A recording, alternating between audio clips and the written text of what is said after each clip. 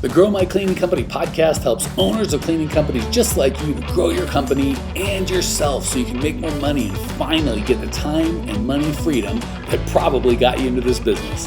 Discover how to automate and create systems that allow you to grow like crazy without losing control. If you dig the show and want to show some love, subscribe, rate, and review on iTunes. It really helps. Enjoy the show. Hey everybody, welcome back. We, for those of you that follow, we had such a good, I don't want to say turnout, but people were so interested in last week's topic. We're breaking it into two. So this week we're on week 2 of what are the top 3 things you're spending time on in your cleaning company. Apparently that's I don't say big pain point, but you guys are interested in talking about that. So I want to make sure we get to as many people as we can. So let's jump right into questions. If you want to join in, email support@growmycleaningcompany.com with your question or join us live in our Facebook group. Totally free. Lindsay, hit us with the first question. All right. First response question comes from Raina in the Facebook group. She's always sending us in stuff. Love you, Raina. All right. Her top 3 things are, number 1, I'll just hit them one by one, Mike, I think. Yeah, when you give me 3, I overwhelm and shut down. Hit me with 1 and just, we could just pretend there's 3 different Rainas or 3 different questions and I'll hit them one by one. I like it. All right. Number 1, cleaning, because cleaners call off or quit on a limb. And I'm lucky if 1 out of 5 people come to the group interviews.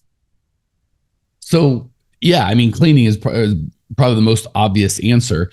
And I mean, gosh, we talked about that ad nauseum. So I think the biggest thing I can give all of you, and again, if you're like, well, that's not a very specific answer. I know we've done 1,000 podcasts with hundreds on how to get out of cleaning. And actually, I think we just released our How to Get Out of Cleaning Forever on our socials. So if you email support@growmycleaningcompany.com, Lindsay will get you access to that How to Get Out of Cleaning Forever. So there you go. There's a free, and I think we charged for that a couple of years ago, and it was a whole challenge. So check that out. We'll give it to you for free. That said, the big thing is it really just starts with the belief. Like you can hear it baked into the question. I'm lucky if 1 out of 5 people, like it's already finding reasons why it won't work as opposed to asking questions how it would work. So if we're like, no one comes, no one wants to work, everyone sucks, they all quit, we could really talk ourselves out of any potential for making this work ever. We could also go, are there other people out of cleaning? Yeah. Are there hundreds? Yeah. Is this a thing that happens? Yeah. Are they brighter than me? Yeah. Do they live in some magic fairy tale land where people want to work? No. Like there's people in my area right now that have employees. So a lot of it is just that belief of, a lot of us we really want to be right more than we want to win. And so we'd almost rather tell our friends or whoever will listen stories of how impossible it is, as opposed to looking for examples of the result that we want. Right. So if I wanted to believe, because I'm a chubby guy, I don't have any opportunities as thin, good looking people. And maybe that's the case, right? I'm guessing you can find plenty of data going, if you're thin and good looking, you get better opportunities than average looking in, with the 20 extra pounds. And that may be the case. Or I could go, well, be that as it may. Well, I could stop eating some goddamn food. That would help. But other than that, I'm not going to get any better. I might get skinnier. I ain't going to get any better looking. I'm certainly not getting any younger. So you control the controllables. Or I could just go, well, great. Are there any chubby guys? There's downright fat guys that have been wildly. Look at Santa Claus. No, just kidding. There are downright fat guys that are uglier and older than I am that have been wildly successful, right? So, Raina, I would encourage you to start with like, okay, I can do this. Other people have done it hundreds of times. It's not like it's just one guy one time got out of cleaning. There's thousands of owners of cleaning companies across the world, probably tens of thousands, that don't clean at all.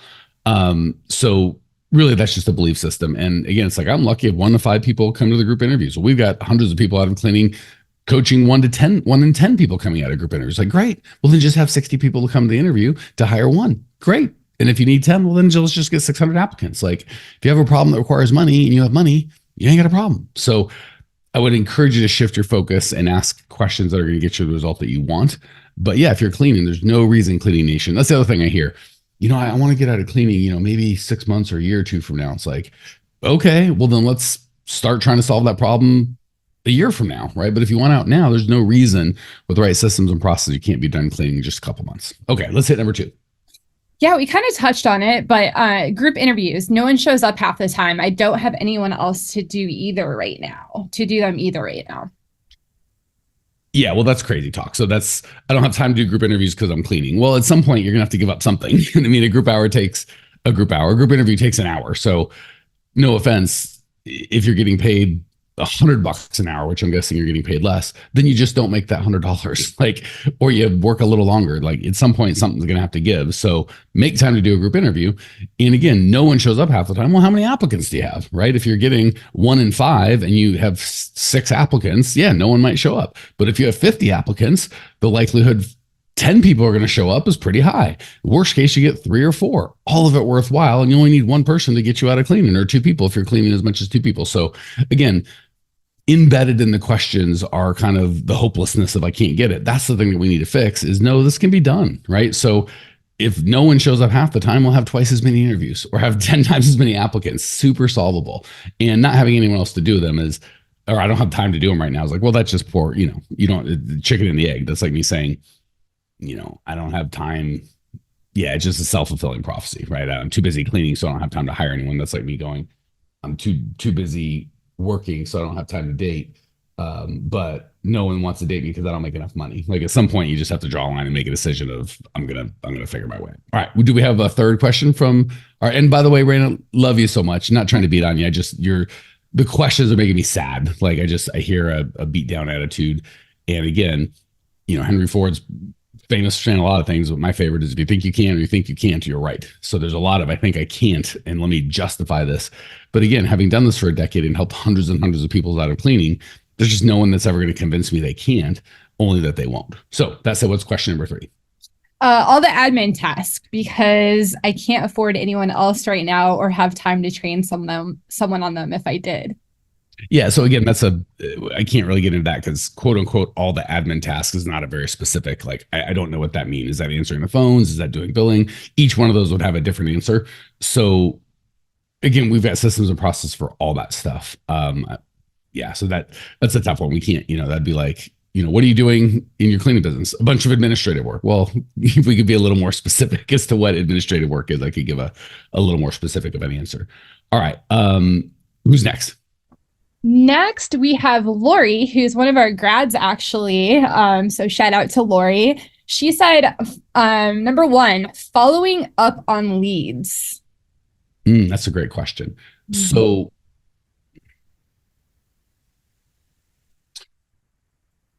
I'm going to assume Lori's residential because typically a good commercial company might get, 2 to 10 on a great month leads per month. So it's not really a big deal, and it's not as time sensitive. It's completely acceptable. If you get to call it 2 or 3 in the afternoon on a commercial lead, you call them back tomorrow morning at 9 or 10. Like, not a big deal. It's just not, this is a slower process, and there's just not going to be a lot of flow. So I'm assuming when it's like, I'm just feeling overwhelmed with leads, it's probably residential. So let's talk residential. Super important that somebody follows up with that lead quickly. It does not have to be the owner. So with our kind of automation team, the last person for residential we recommend you hire is a salesperson to handle those leads. That said, for all of these positions, you either are that person or you hire that person. So it is kind of I don't want to say chicken and egg, but sometimes you have to do stuff that's hard for a little bit to get out of it, right? Like I get that, like what Raina was saying earlier, I'm super busy, I don't have any time to hire. It's like, well, you're going to continue not being busy cleaning until you do hire. So yes, we're not going to work 50, 60 hours a week. I mean, almost never, but you're not going to have to work hard or do hard things forever, but you might have to do them for a little bit of time. So yes, there might have to be a time as you're growing your business where you are taking leads and they're just interrupting everything that you do. But only one of 3 things can be true. 1, you're not getting that many leads, so it's not that big of a hassle. Fine. 2, you're getting a lot of leads and they're all garbage, in which case we can modify our marketing, what we're saying, where we're saying it, put in some sort of short application process that kind of weeds them out. So there's a couple ways that you can systematically make sure that you're only getting good quality. So thing 1 is you're not getting that many, and then it's not that big of a deal. But that's not what Lori's asking. Like, I'm getting a ton. Well, either they're good quality or they're bad quality. If they're bad quality, you can systematize that out. So only the better quality. Not that they're going to be perfect. Even with an application, no matter what you do, there's going to be some wasted time. But let's just say they're bad. So you create a system and generally they're good. Okay. So now the problem specifically is I'm getting a lot of good quality leads. Well, that's going to work itself right out because if they're good quality leads and you're following up with them, you're going to grow pretty quickly and you will be able to afford a salesperson. So again, chicken and the egg, you're going to have to do that for a little bit, but that little bit might be a month or two of assuming you know how to market and sell, which is kind of a prerequisite. I'm guessing you can, Lori. That means if you're getting a lot of good quality leads and you're following up with them, yes, it's a pain in the butt, but you're going to be growing your company pretty quickly. Also, if you look at all the other stuff that you could be doing, cleaning, $20 an hour, admin, $20 an hour, sales, if you're residential and your average client's $400 a month and stays 2 years, that client's worth 10 grand, right? So if you sell every other client you go to and every client takes an hour, that means you're making 10 grand in revenue every 2 hours. Like, if you're going to be quote unquote bothered with something or overwhelmed with something, it's a great thing to be overwhelmed with. So again, you can't offload it. We want you to offload it, but it's, if you have to pick one thing to keep to the end, that's why I have the salesperson as the last person. It's a great thing to keep. So hopefully that gives you a little encouragement, Lori, that either they're not that many in which you can deal with it. There's a lot of them that are poor quality in which you can make sure they're better quality, or there's a lot of them there's good quality and you're not going to be small enough long enough to not be able to hire someone for long, because good quality leads with you following up quickly, it's going to be a pain in the butt for a couple of months, but you'll have enough revenue to hire a salesperson. Hey, amazing people, you may have noticed we don't sell a dadgum thing on this podcast. We don't allow ads. The only ask I can ever have of you guys is if you dig the show, for you to spread the word and share so we can change as many lives as possible. Literally, it'll take you 5 seconds to give us a great review, and I can't tell you how much I appreciate you as a listener and value the gift of your kind words. Now, back to the show. Her second and third are all related to leads. So they kind of dovetail in, and you kind of answered it a little bit. Number 2 was quoting leads. Yeah, same thing. Again, and it shouldn't take, the first phone call should take 5-10 minutes, going on site, depending on how far you drive. That call itself should be 20 to 40 minutes. So hour 15 all in. And again, let's just call it an hour to make it easy numbers. If you only sell every other one, that means 2 hours for a sale. But if a sale's worth 10 grand, you're still making 5 grand an hour. So yes, lead, I was including talking to them on the phone, going out there. That is still high value work. And people get confused because they're like, I'm too busy cleaning. I made $100 cleaning this hour. It's like, yeah, that's still way, way, way less than you'd make selling. Yeah. And number 3 was keeping organized with leads. And also she just wanted to add that her feeling towards all this is that she hates it, like dealing with all this lead stuff, it sounds like. So the organization of leads, that is administrative. Where the lead's coming from, that's kind of a bigger conversation in terms of what's the marketing, what's the messaging, what call to action are you giving them, kind of in the, are they qualified? But that can be, that would be a more in-depth kind of one-on-one conversation involved, like what CRM are you using, all that good stuff. And around hating it, Lori, 90% of the people, especially business owners, when they don't like it, it's because they're getting the wrong people. Right. So we're all that way. If I'm talking to a bunch of junky leads that aren't a fit, of course I'm going to hate it. So as opposed to beating yourself up and be like, this sucks and I hate it, I don't want to do it anymore, give yourself permission to go, I love talking to perfect prospects, like prospects that are a good fit. And I'm not going to sell them all, and all of them aren't going to be perfect. But if 80% of the time I'm dealing with a lead, they're a perfect prospect, and 80% of those I'm signing up for my service, for the vast majority, and I'm guessing including you, Lori, you won't hate it. You'll actually like it quite a bit. So it's almost always, we talked about earlier, the quality of leads coming to you, or just expectations, right? Like if we go, I talked to 10 leads, and say each call took an average of 4 minutes. So in a week, 10 leads, because again, some might take 20 minutes, but the bad ones might take 30 seconds, right? So we'll just call it 5 minutes. And you talk to 10 of them, that's 50 minutes. It's only an hour. So I know it's annoying, and we can go, you kind of have to take the drama out of it and just put in the data. So say I spend an hour to talk to 10 leads and 7 of them suck and only 3 were good. But of those 3, I get a job and that takes me another hour. So again, I'm back into the 2 hours, for $10,000.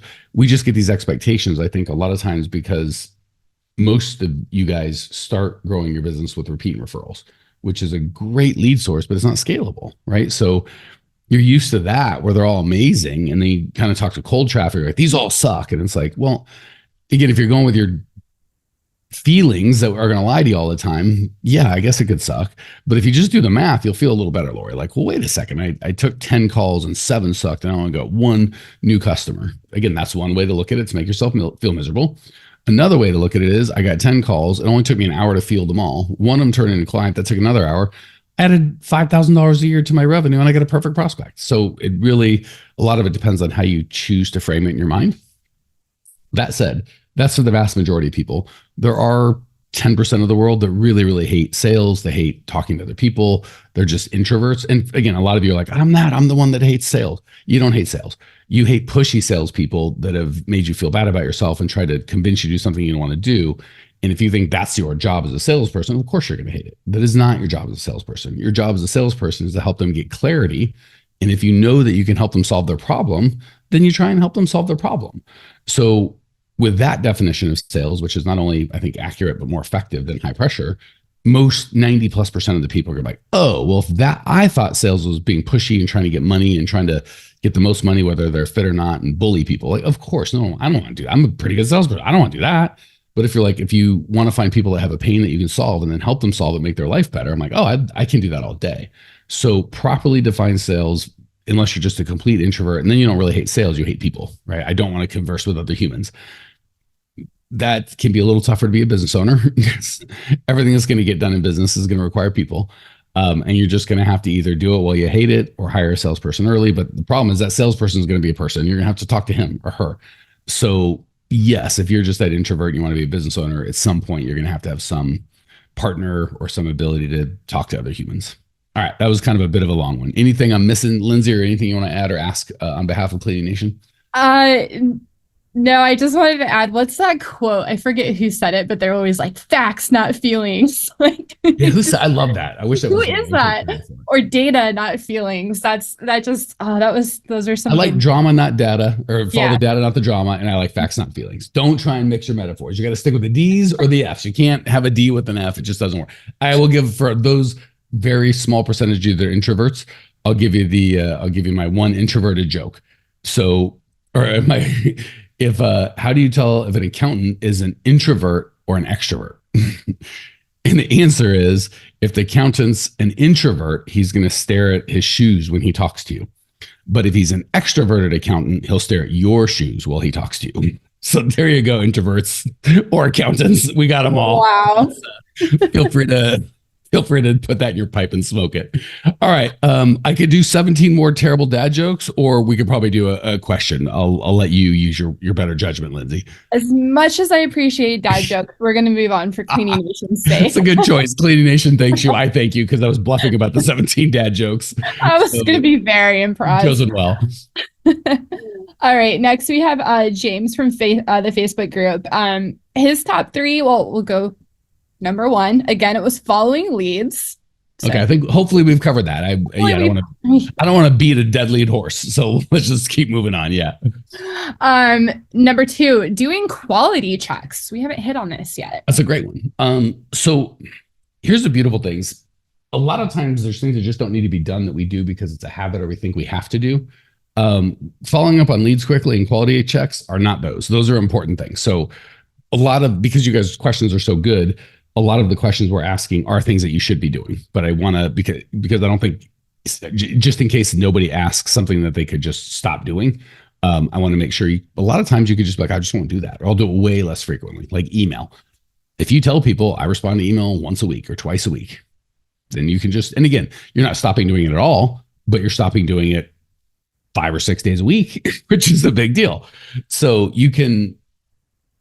we call it boxing time, where you put a box and you only do that thing for a little bit. You can box time, you can put it off, take it off your plate. There's lots and lots of ways to just stop doing something or do it at a much lesser degree. Doing quality checks is not something you're going to stop. So of the things that should be done, now we just move into you just don't have to be the one to do it, right? So quality checks is super important.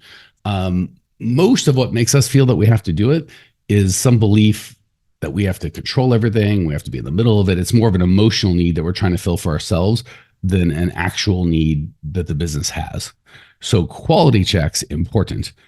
Us personally doing the quality checks, typically more of an ego thing or a fear thing or a control thing, not this is what the business really needs thing. So that is something we coach, not having supervisors, not having people, not having like, I'm the lead and Lindsay's the whatever, and I have to follow.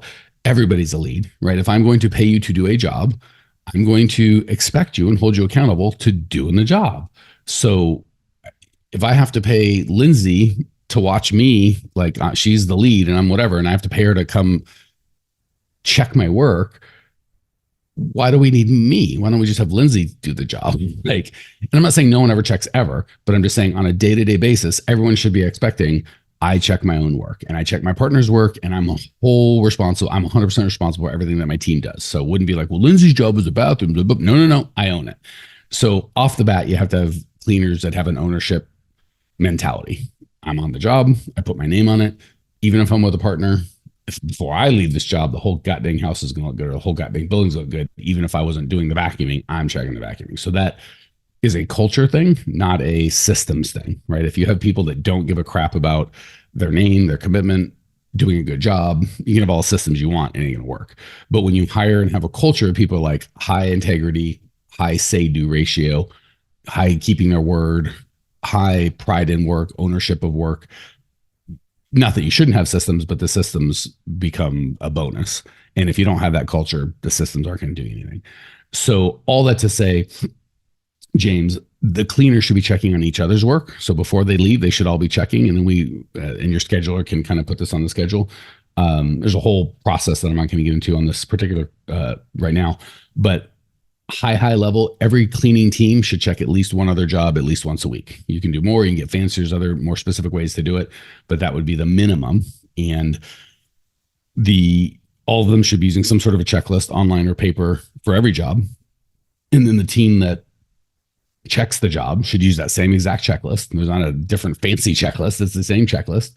And then you as the owner, or if you've got to the level where you've got your customer happiness manager, you or the customer happiness manager would check the original team's checklist versus the people that recorded its checklist. And if they're a good match, probably okay. If they're not a match, they're way off, one said something completely different, then either the customer happiness manager or you can either go out on site or just call the customer the next day and go, hey, we had some checks. We just want to make sure what we saw. So you just have to systematize it. So yes, checking stuff is a good idea, should be done.